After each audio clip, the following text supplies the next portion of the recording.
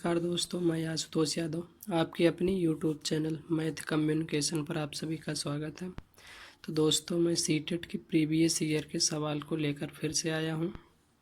तो पहला सवाल है कि आरोही क्रम में व्यवस्थित करने पर निम्नलिखित में से कौन सी संख्या तृतीय स्थान पर होगी।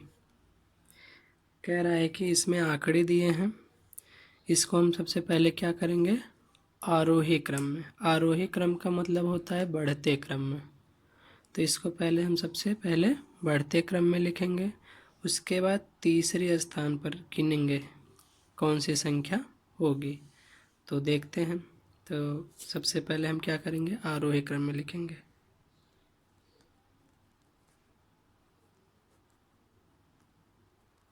आरोही क्रम का मतलब होता है कि बढ़ते क्रम।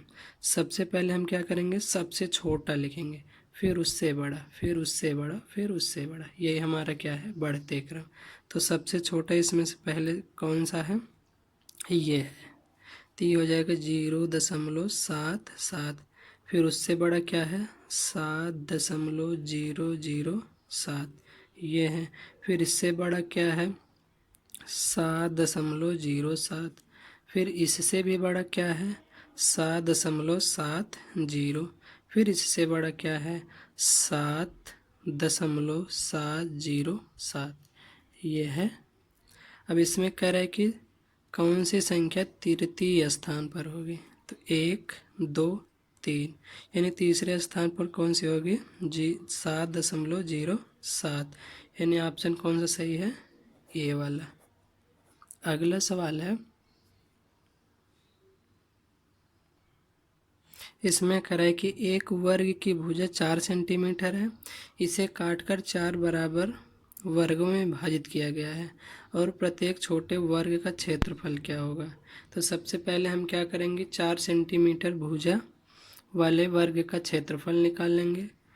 और इसमें कितने बराबर भागों में विभाजित हो रहा है, 4 बराबर भागों में। तो हम क्या करेंगे, 4 से भाग देंगे तो सबसे छोटे वर्ग का क्षेत्रफल मिल जाएगा। तो सबसे पहले हम क्या करेंगे, 4 सेंटीमीटर भुजा वाले वर्ग का क्षेत्रफल निकालेंगे। तो यहाँ लिखेंगे 4 सेंटीमीटर भुजा वाले वर्ग का क्षेत्रफल होगा। ये वर्ग का क्षेत्रफल निकालने का सूत्र होता है भुजा गुणे भुजा, यानी भुजा का स्क्वायर। ठीक, क्या होता है, भुजा का स्क्वायर, यानी हो जाएगा 4 गुणे 4, ये तो दिया है, यानी हो जाएगा 4 चौक 16 सेंटीमीटर स्क्वायर।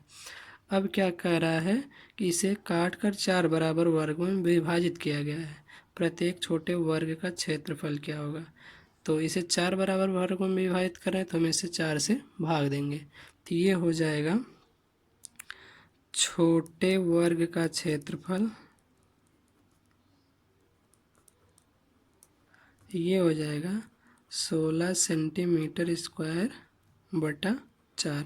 तो 4 1 के 4 चौक 16, यानी ये हो जाएगा 4 सेंटीमीटर स्क्वायर। तो ये कौन सा ऑप्शन सही है, सी वाला। ठीक, अगला सवाल है, मान ज्ञात कीजिए 17.5 गुणे 3 माइनस 21 भागे 7 ऋण 3 गुणे 12.5। इसको सॉल्व करना है, सॉल्व करके कितना आंसर आएगा वही बताना है। तो सबसे पहले हम क्या करेंगे, ये बोर्ड मास का सवाल है। बोर्ड मास में सबसे पहले सॉल्व करने के लिए हमें तरीका पता होना चाहिए बोर्ड मास का। तो सबसे पहले होता है, इसमें ब्रैकेट को हल करेंगे, ब्रैकेट इसमें है नहीं, तब फिर क्या करेंगे, भाग को हल करेंगे, जहाँ भाग का चिन्ह होगा उसको सॉल्व करेंगे। तो ये हो जाएगा 17.5 गुणे 3 माइनस 21 भागे 7 माइनस 3 गुणे 12.5, ये है। तो भाग का चिन्ह यहाँ लगा हुआ है। तो सबसे पहले हम क्या करेंगे, 12.5 गुणे 3। अब देखिए ये 21 है, ये 7 है, तो 21 में हम 7 से भाग देंगे तो ये हो जाएगा 7 तिरिक 21, यानी 3 मिला।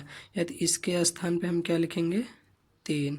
ठीक, अब यहाँ क्या है, -3 गुणे 12.5, इस तरह से है।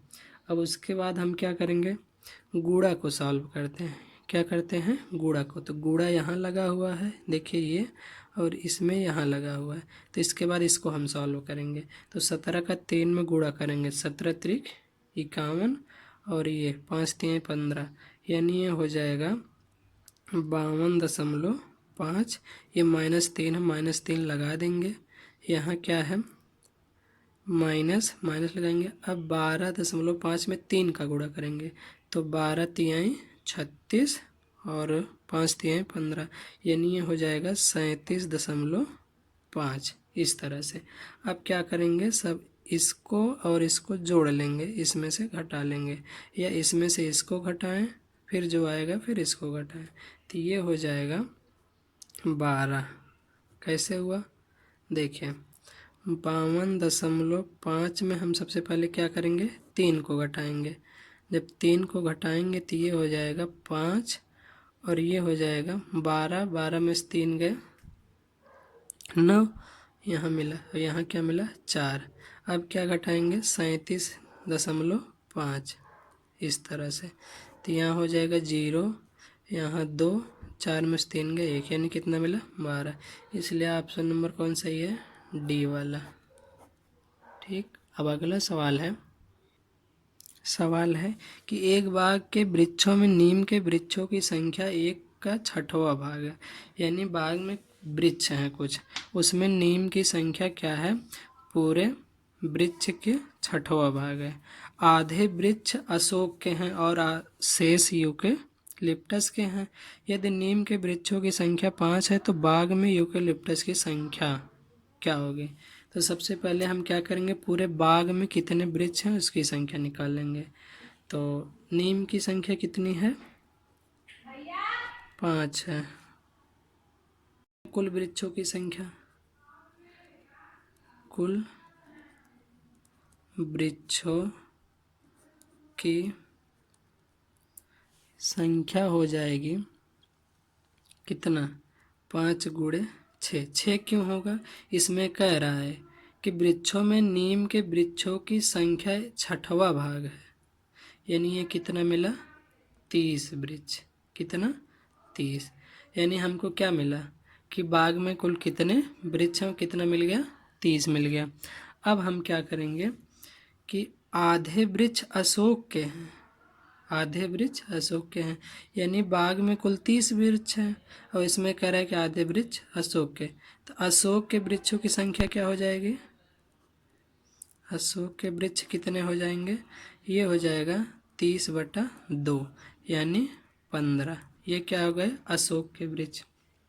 अब क्या कह रहा है, तो बाग में यूकेलिप्टस के कितने वृक्ष हैं। देखिए बाग में कुल 30 वृक्ष हो गए, अशोक के 15 वृक्ष हो गए, नीम के 5 वृक्ष हो गए।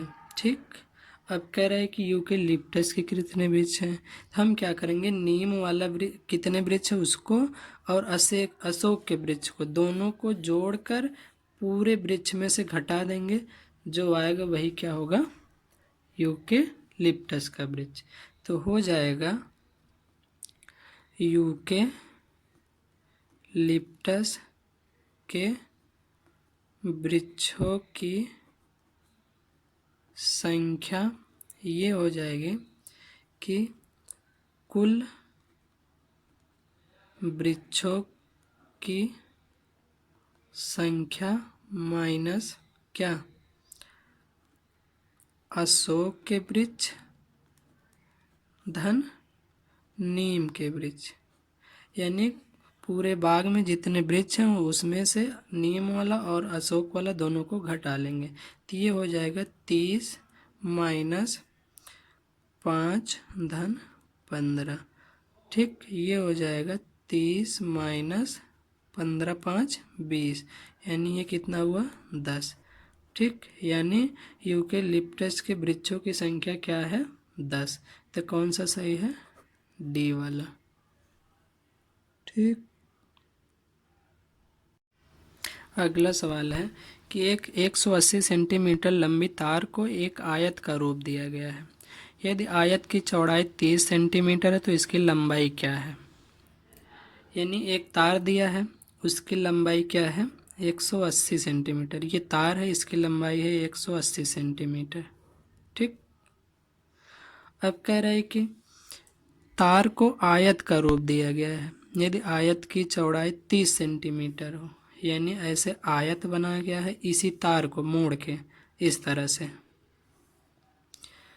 इसकी चौड़ाई दिया है 30 सेंटीमीटर। ठीक।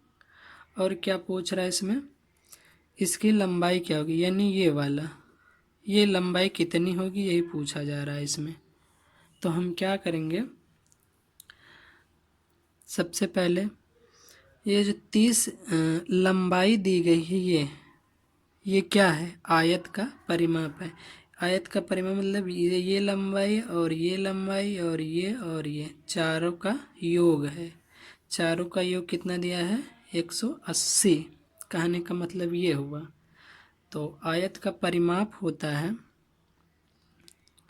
आयत का परिमाप बराबर होता है 2 कोष्ठक में लंबाई धन चौड़ाई। ठीक। तो आयत का परिमाप कितना दिया है, 180 सेंटीमीटर। बात समझ में आया। उसके बाद 2 कोष्ठक में लंबाई कितना दिया है, लंबाई तो पूछ रहा है ना। हाँ, चौड़ाई कितना है, 30 सेंटीमीटर ऐसा। अब हम क्या करेंगे, ये सूत्र है आयत के परिमाप का। उसके बाद क्या होगा,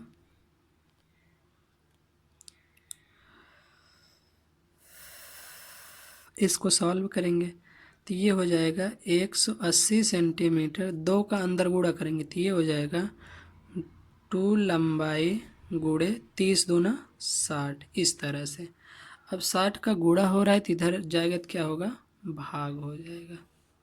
नहीं सॉरी, यहाँ धन है, यहाँ धन है ना, इस तरह से। तो हम क्या करेंगे, 60 को इधर लेके आएंगे तो ये हो जाएगा 2 लंबाई बराबर 180 माइनस 60 के, यानी 60 को हम इस साइड लेके आए, प्लस था तो इधर लाए हैं बराबर के, तो ये माइनस हो जाता है। और इधर क्या बचा, 2 लंबाई, तो वही लिखे हैं। अब 180 में से 60 को हम घटा देंगे तो ये हो जाएगा कि 2 लंबाई, ये हो जाएगा 120 सेंटीमीटर। अब 2 का क्या हो रहा है, लंबाई में गुणा, इधर जाएगा तो क्या होगा, भाग हो जाएगा। 2 लंबाई बराबर 180 माइनस 60, तो ये हो जाएगा 120। अब 2 का क्या हो रहा है, लंबाई में गुणा, तो इधर जाएगा तो क्या होगा, भाग, यानी ये लंबाई बराबर हो जाएगा 120/2, यानी ये हो जाएगा 60 सेंटीमीटर। यानी कहने का मतलब ये हुआ कि आयत की लंबाई क्या होगी, 60 सेंटीमीटर। यानी ऑप्शन कौन सा सही है आपका, ये डी वाला।